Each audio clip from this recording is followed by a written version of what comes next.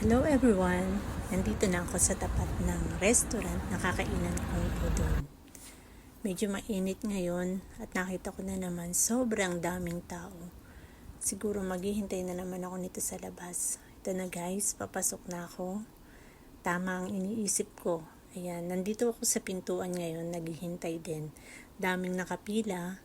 Ganito lagi dito sa may udon na to. Kasi dito sa lugar namin, isa to sa pamilyar, yung kilalang restaurant ng mga udon. Ganito lagi dito ang eksena. Isang oras kang maghihintay bago ka magkaroon ng upuan. At dito nga pala guys, sa tapat nito, may soba din na restaurant. Siguro sister company din nila. Pero mas maraming kumakain dito sa may udon, unlike dun sa kabilang restaurant. Pero kasi ko, mas feel kong kumain ng udon, mas gusto ko. At tingnan nyo naman guys, sobrang dami pang parating ng mga tao. Ayan yung mga sasakyan, no? Punong-puno na yung parking. Kaya ngayon, mga maghihintayan pa sila bago sila makapasok. Sunod-sunod yung mga dumarating. Kasi 12 na rin naman kasi dito sa Japan. Kaya siguro dito din sila magla-lunch. Tulad ko, maghihintay din. At kahit guys, mahaba ang pila dito, willing to wait ang lahat. Wala kang makikitang lalabas or uuwi dahil sa matagal nilang paghihintay. Ganun kasi kasarap yung udon dito. Tsaka sulit talaga, bagong luto. Ayan, pagpasok mo guys, ayan, matatanaw mo dito yung mga picture nila na kung makikita mo rin sa labas tulad nitong Buddha na to. At meron din pala silang sa YouTube account. At ito yung nakikita kong number 1 nila, parang bestseller nilang udon. Mapapansin ninyo uli guys, yung mga maliliit na pusa, yung mga ceramic na yan. Yan ang mga lucky charm ng mga restaurant owner para mas maging mabenta sila. Kaya pala meron sila laging rating. Ang daming tao. Siguro mamaya pa may makakain. Mga tuna. Okay. Medyo nangangawit na yung mga paa ko guys. May isang oras na rin yata akong nakatayo. Pero umuusad-usad pa rin naman siya kahit papaano. Kaya konting tiis na lang. At ibinigay na nga sa akin yung menu. Yan, makikita nyo ang dami niyang choices. Pero sa totoo lang guys, di ko naman siya ganong naintindihan.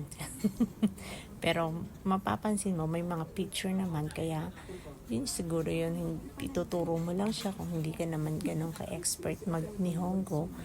Sila naman ang nag-a-adjust para sa mga katulad naming mga foreigner na kumakain sa lahat ng restaurant dito sa Japan. Sila ang uunawa sa'yo para makuha nila yung order mo. Pero ang choice ko pa rin syempre yung una, yung parang bestseller nila. Yan guys, yung udon na maraming toppings na tempura. Busog na ako sa paghihintay sa malata ang mga nakikita kong kumakain. Sila na kumiti. Nakaupo na din after 2 hours. Ang dami pa rin tao na naghihintay. Waiting pa rin siya.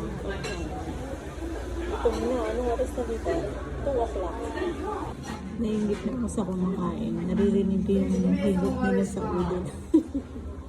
Alas 12 na, alas 12 kung pumunta dito.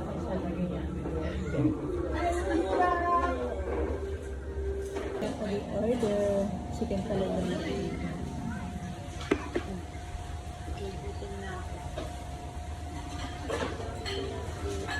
Ito yung best seller nilang chicken dito.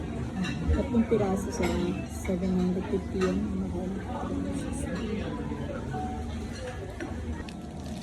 Ito muna kakainin.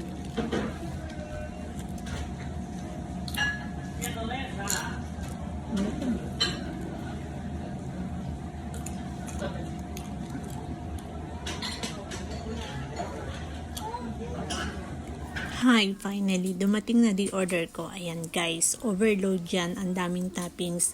Tigta 3 piraso. Sa sobrang gutom. Ayan, ganyan siya kalaki. So guys, kakain muna ako. Mag-enjoy ako munang kumain. At ang dami ko na talagang gutom. Hamakin mo, ilang oras akong naghintay. 2 hours. So enjoy muna ang kumain guys. Panoorin nyo ako. Matakam kayo sa udon ko.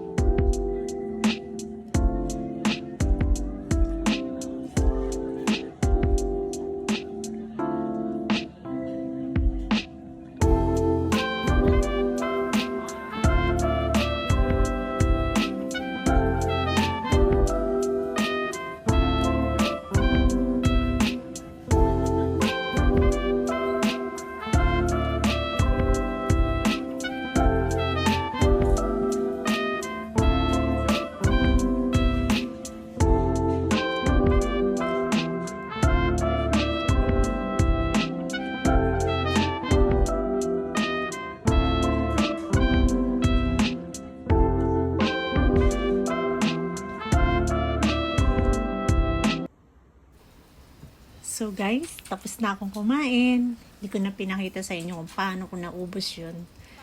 Ay, ang hirap talagang kumain. Sobrang busog. Mahirap. Mahirap din kasi pag nabubunsol ka, diba? Ang tagal ko kasi naghintay. Ayan guys, pupatuloy ako dito sa sobrang busog ko. Maya-maya pa siguro. Pahinga muna ako dito bago umalis. Nabusog, sakit ng tiyan. Daming kumakain, nahilo ko. Yung paghihintay mo ng 2 oras, sulit naman. Kaya lang ayoko na uling maghintay, nahilo ko. Bye. Ayan.